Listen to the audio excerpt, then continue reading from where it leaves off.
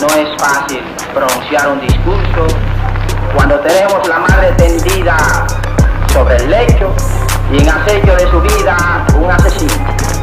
Tal es la situación de presente de nuestra patria, de nuestra madre, Puerto Rico. El asesino es el poder de Estados Unidos de Norteamérica. No se puede pronunciar un discurso cuando los recién nacidos de la patria están muriendo de hambre, Bien, estamos transmitiendo en vivo. Yo soy el profesor Raúl Morris. Este es Radio Bemba y hoy vamos a estar hablando con un profesor en Australia, precisamente entrevistándolo sobre algo muy interesante que para mí era totalmente novedoso. El profesor se llama Murray Lee. Yo voy a permitir que en unos minutos podamos escuchar un poco de quién es y cuál es su trayectoria. Pero él trabaja algo que para mí es totalmente nuevo, que se llama musicriminología.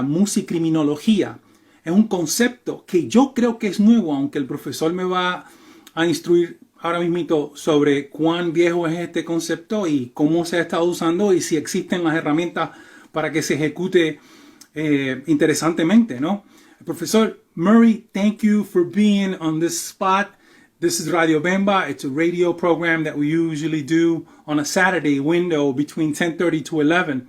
It's usually intended, the idea is that people who are listening to us have better tools to deal with whatever's happening around them. I'm a social worker, as I mentioned to you before. I want to talk a little bit about who Murray Lee is. Who is this professor? Thank you for being on the show again.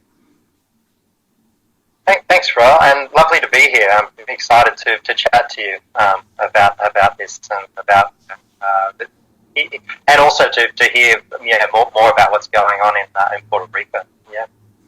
Well, you're a professor at the University of Sydney, I hear, right?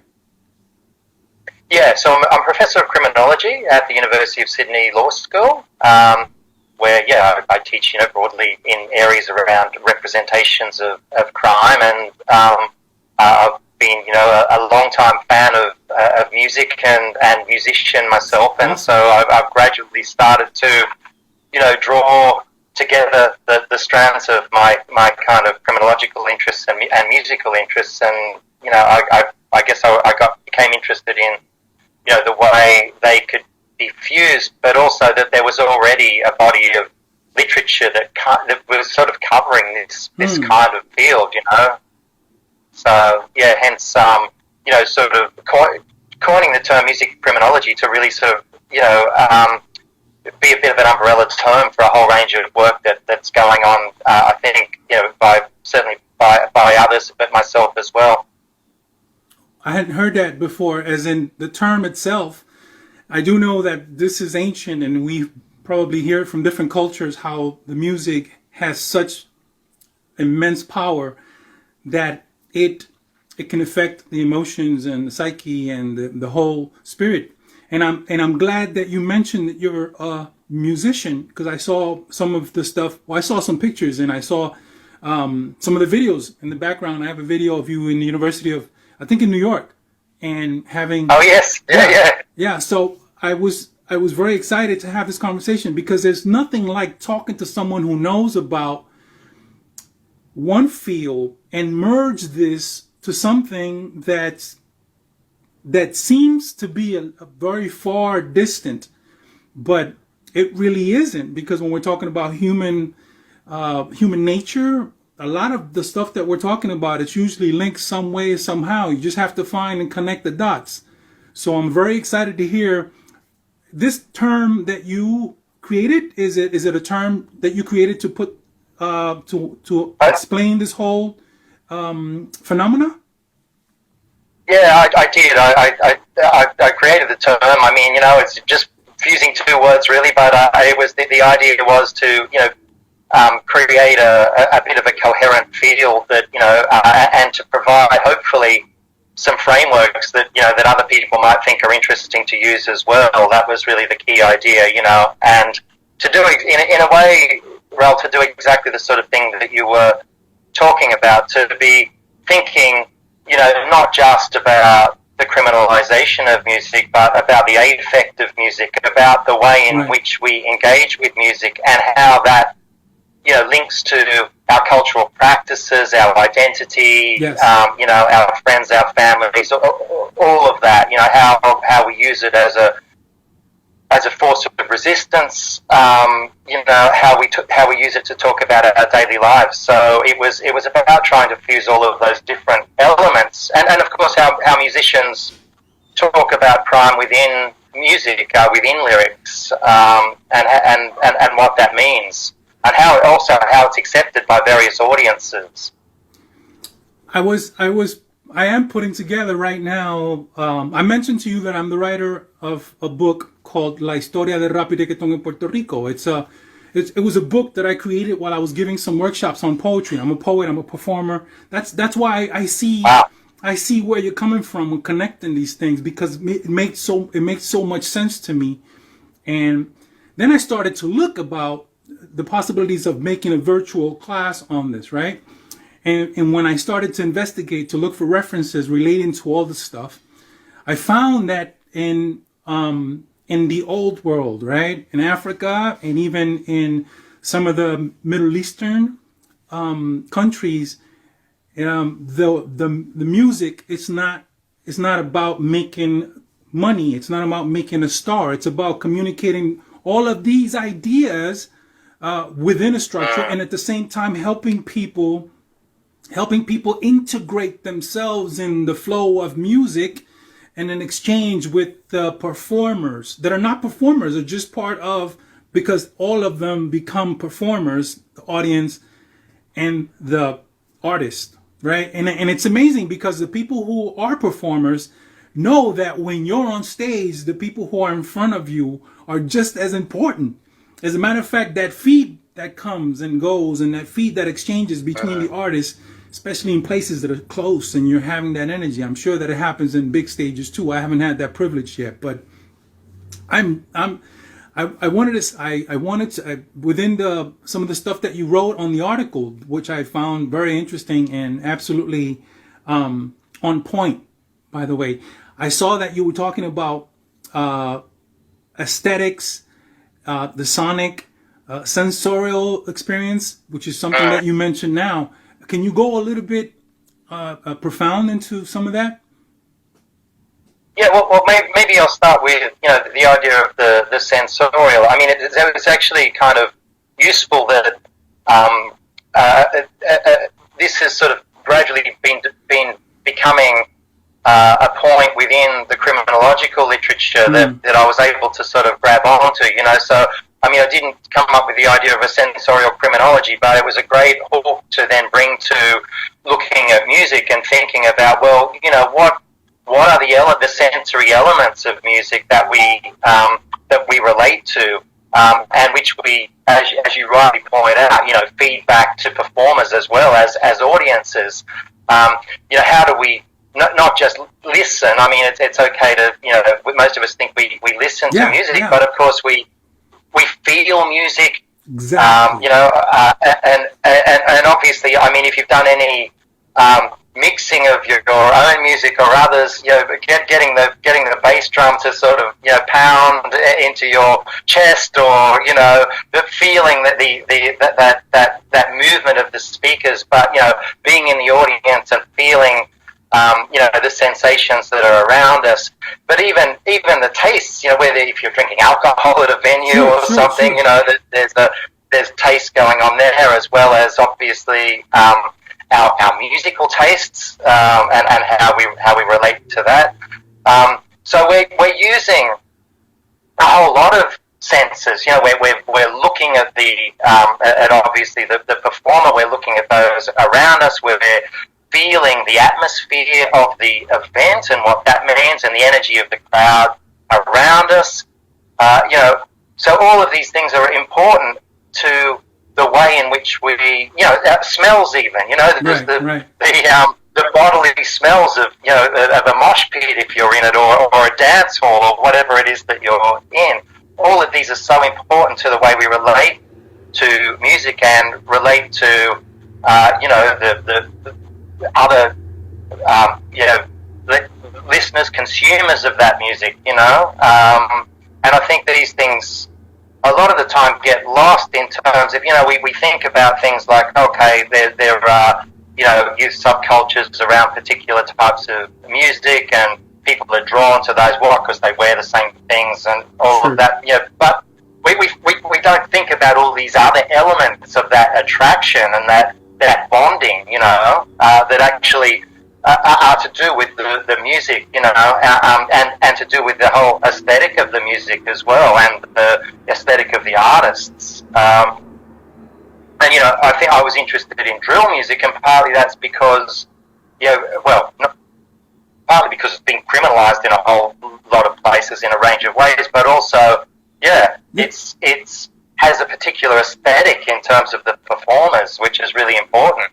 It's amazing. It's amazing that well, I looked up drill, but to me, within the concept of rap or hip hop or reggaeton, it seems it's just maybe an adjustment of time and place for it to have a different name. But then within the whole culture of these marginalized, and that's not even a correct term, but I'm going to use it just to explain what I'm trying to say. These marginalized music genres, right? And their illegality or legality within different cultures, and how they've used these instruments, legal instruments, state instruments, even governments, to persecute communities, marginalized communities. I want to share with you that the reggaeton in the 90s was proclaimed illegal, and the state, the Puerto Rican government, actually went into these young boys or young men and women makeshift studios and took away all of their equipment, right? And eventually even made it illegal to be played on the radio. And then there was a whole bunch of excuses why not to. And then when I started to look into information, I also found that jazz was also persecuted. And in Puerto Rico, we have a music genre that's called bomba. It's over 400 years old, and it's the closest thing you can get to our interpretation of our African heritage, right, on the island. And bomba was also illegal to be played in the fields when they were picking or when they were cutting sugarcane and all that stuff. So there's a constant, we mentioned rock and roll, right? We can mention, the hip hop, how hip hop was persecuted, the Public Enemy, the KRS-One, how these people were either persecuted or infiltrated to eventually present drugs to the whole movement. KRS-One is one that mentions this, and a whole bunch of Public Enemy is one that also, and Eazy-E, for example, and all the stuff that happened in the West Coast, right? So it's amazing to me. I was reading the article and I was just seeing word for word exactly the strategies that are being used, and this is particular in Australia. Is this correct? Is what I was reading? Yeah. So I mean, we've been working in particular with a drill group by the name of 1-4, who are from Western Sydney, and police have taken a great dislike to this group, and they're basically using, I mean, as you point out, they're using basically every policy and legal lever they can find to try and disrupt the group and stop them playing. And this is a group who have become a massive phenomenon internationally. They're really big in the UK, they're really big in parts of the US as well, and have really millions of downloads. And they're guys from a kind of marginalised, relatively high crime area in Western Sydney. Sure. Multicultural area. They're Pacific Islander guys, and so they've kind of become huge, and then they're essentially not allowed to play because police have used all these levers to stop them. They argue that their lyrics incite violence. and that if they Same were to argument. play. So they make it impossible for the venues to put them on. If the venues are going to put them on, they say, we're going to check your liquor license, or we're going to make you spend, $80,000 on security for the night. So it's exactly what you were talking about, Ralph. Same sort of just process. It's recycled, and it doesn't seem to me that a lot of these police officers maybe don't necessarily have the trajectory of history to be explained as you absolutely do, but how automatically it becomes a verbatim step-by-step action, exactly what we've seen in every single manifestation of this persecution, racism, classism. Is it let me ask that question. Is it a racial thing? Is there another drill group that has a different aesthetic, to use a terminology? Yeah. Well, most of the drill groups that are operating in, certainly in the Sydney area, but I think in Australia more generally, it is a form of music that's generally been marginalised groups have tended to attach themselves to this form of rap music, and so there is almost without a doubt some sort of racial element to the music in the first place, and to the way the police are dealing with it. It's partly because these are often the same kids who have had dealings with the police when they were young people, and here they are suddenly basically becoming entrepreneurs and millionaires off their musical success, right? And I don't think the cops like that. The police don't like this. I'm sure the police also do honestly have a belief that there's something untoward about the music, but as far as I can tell from all my research in the area, there is absolutely no evidence that the music itself has caused any of the harm that the police suggest that it has the potential to cause. Now, there might be individual musicians who do drill, who do rap, who get involved with illegal activities. But it's not to do with the music per se, it's to do with a whole lot of other things in their lives. And a lot of these, I'm just living my experience with the hip hop movement and with the reggaeton, right? Because a lot of these communities, and part of the subtitle of the book is called Rap versus la 357, rap versus the 357, and as a social worker, I make a comparison of little opportunities for these communities, that whether it be academic or whether it be social or job-wise, right? Create this marginalized community and then seize an alternative to how to get out from there. And using rap, I mean, like you mentioned, and I know for sure that happened on the island also, where you have these young guys. This one particular rapper on the island, who he refers himself as a trapper, right? His name is Bad Bunny. I think you know Bad Bunny. Well, so Bad Bunny, before he became, like a year after becoming this huge phenomena, he was a bag boy at a supermarket. A bag boy, literally a bag boy. And now he's probably the most important, I don't want to just say Latino rapper, because he's actually sold probably a lot of the American industrial established music artists that are backed up by all kinds of the, Sonys and all this stuff. And one of his one of his crowns is that he raps exclusively in Spanish or Spanglish. And he's very proud of that, because it's identified with who he is as a Boricua, right?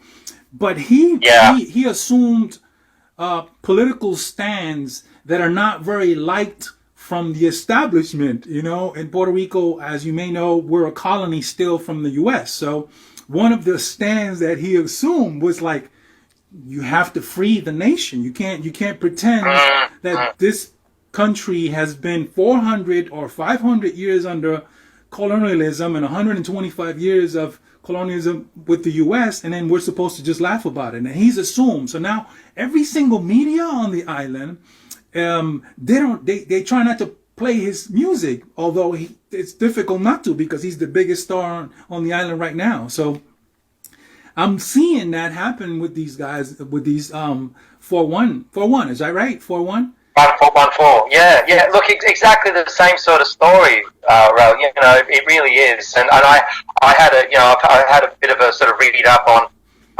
to know a bit more about reggaeton before I spoke to you as well. So reading the stories, it's as you're exactly right. I mean, it's history repeating over and over. And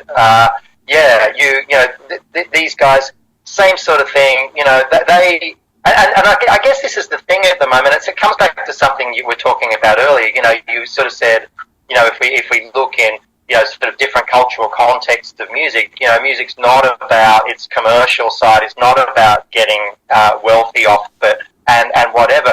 But I think the point about that too is these days, even with the idea that one might, you know, become better off through their music, you can now do it without, you know, having a major record deal, without going through all the, you know, the major companies. I think there's something about that the establishment doesn't particularly like as well, you know, and in some senses, some of these groups also don't get the music industry behind them when the police start hassling them, you know, because they're outside of that. You know, the 1-4 guys, they have done this all by themselves. They have no major record deal. They have a great manager who really knows how to, you know, how to work the room, as it were.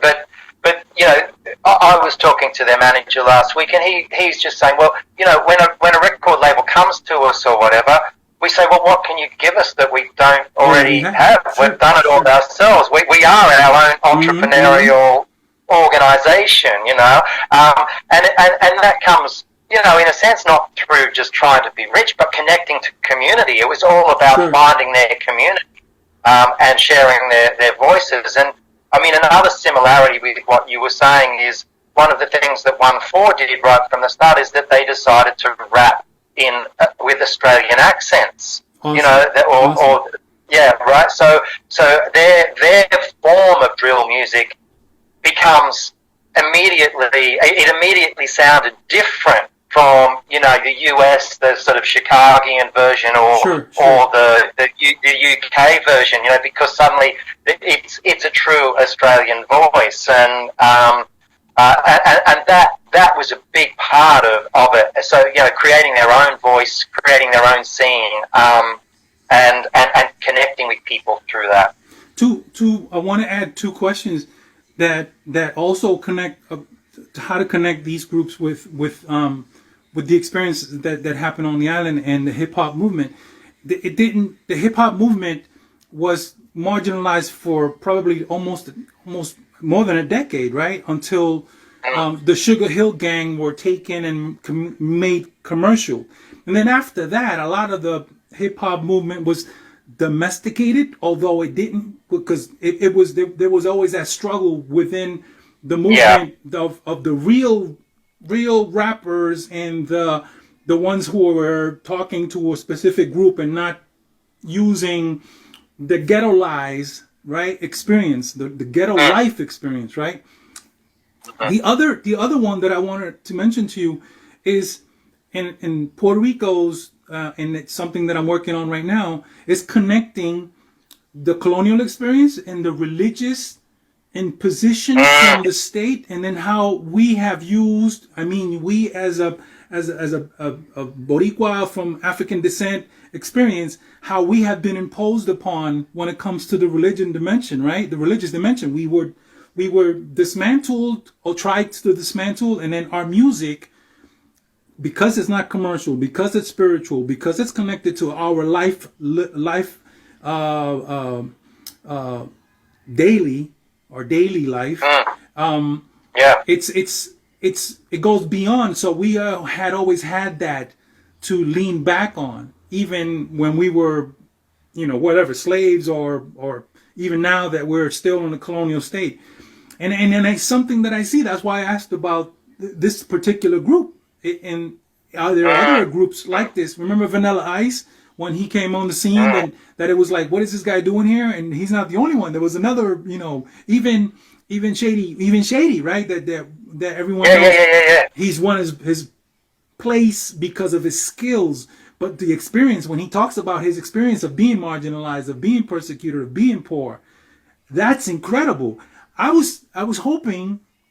I'm proud of you, Doctor. I really am, because I think that you're going to be, and sometime soon you're going to be put in a situation that's going to be very interesting to evolve this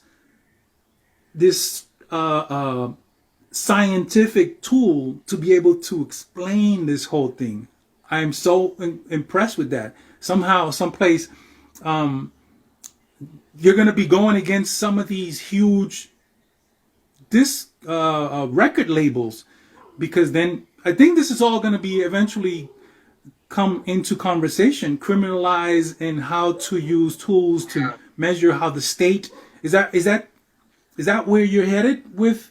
Well, we certainly, to well, at least to understand that, and to obviously, my work is critical work, and it's meant to give voice, and to those who, well, as far as I see it, are being oppressed through the state apparatus, and the police in particular, but also through the criminal justice system. We see in the US still rap lyrics being used in court cases to prosecute rappers, and there's a big petition going around at the moment about that, to try and stop rap lyrics being used to prosecute people. We see in the UK rappers who are under police orders to run their lyrics by the police before they can release records. I mean, there are these sorts of things going on. Wow. All over the place, actually, and and I think drawing some of that together and understanding that these, there are very similar processes going on, many of which are, absolutely just borrowed by one police force from another, one overseas. I think in Australia we've specifically borrowed it from the UK experience. We're trying to do exactly the same kinds of things, and. So I think that it is a kind of worldwide phenomenon. You can look at rap in Spain. There's similar things going on there. I saw that. Mm-hmm. The Spain. This is kind of a fairly international experience in lots of ways, and it seems like that the reggaeton experience is very similar. Absolutely. As well. I mean. It's all it's kind of happening in real time at the moment, so it is really interesting. And look, you were talking about experiences for these young guys as well, how they are getting new experiences. I mean, I've met the group a couple of times, and I invited them out to the university, and we sat at the university, and we had lunch at the University of Sydney. Right, and I took them for a walk around the campus. And these guys are like, 20, 21, they're great big Pacific Islander boys, and they're really, really lovely, friendly guys when you meet them, and Absolutely. We wandered around campus, and they're going, oh man, maybe I could come and study at a place like this one day, and now we get, last week we had their manager come in and talk to the music business students. Wow. Through my colleague. Awesome. Through my colleague who's a musicologist within the conservatorium, So we're kind of trying to integrate them and get them involved if we can, within these sort of educational experiences, because they have so much to offer. I think you already are. You're already opening. Just the fact that you're having this conversation and opening these dialogues, I think it's as important as everything else, because it needs to happen. Someone needs to take that, assume that front responsibility to try to, this is explain how this has happened already, and it usually turns out to be the benefit in the other direction, because every time you push in one direction, the people who like this, who are probably millions of people, are going to keep applauding and finding ways, just like, I don't want to compare bootlegging, right? Alcohol, but when the alcohol was illegal, people who wanted to drink found it. Same thing with marijuana. People found it because it was something they wanted to experience. So you push in one direction and the masses push in the other direction. Exactly right, it sounds like you've read my stuff, but it's precisely what I was arguing as well, because the more the police have kind of tried to criminalise these guys, the more they actually live up to their ideal as the realist. It actually gives credence to their sort of, if you like, their gang aesthetic that they like to. Even if it's just a show. Even if it's just a show, the police are even if it's just a show. Yeah. And that's the whole thing too, and again, much of this is just a show. It's young men kind of living out a version of themselves through these songs. It's not to say this is exactly how I live, but this is this sort of intertextual conversation between groups. Having a go at another group, having a beef with them, doing it through music, and perhaps doing it through music in a way that means they actually don't face up to one another in the street in the way that they might be. That's another point about this. A lot of people think, well, this is inciting violence that then takes place in the street, but maybe this is a textual version of the violence, and it's played out at a different level. Venting. It's how we expose our feelings, our emotions, and let the stuff out so it doesn't hurt from within. Doctor, it's about to cut off in a few minutes, so I wanna hope that this is not our first and only conversation. I want to keep connected, and I hope that we can sometime in the future maybe work together on something. I want to thank you for being on this program, and we'll do it in Spanish next time. I so wish I could, bro. If not, when you come to New York, let me know. Maybe we can meet up here. Yeah, no, that'd be great. I'm hoping to get back there, in the next year or so. So cool. That'd be fantastic. And keep up the great work. And I really would like to, have the opportunity to chat to you much more about your work, your background, and and all that. So let's keep in touch. Thank you very much. Hope to talk to you soon. Dr. Murray, thanks, bro. Con nosotros. Cheers. Cuídese.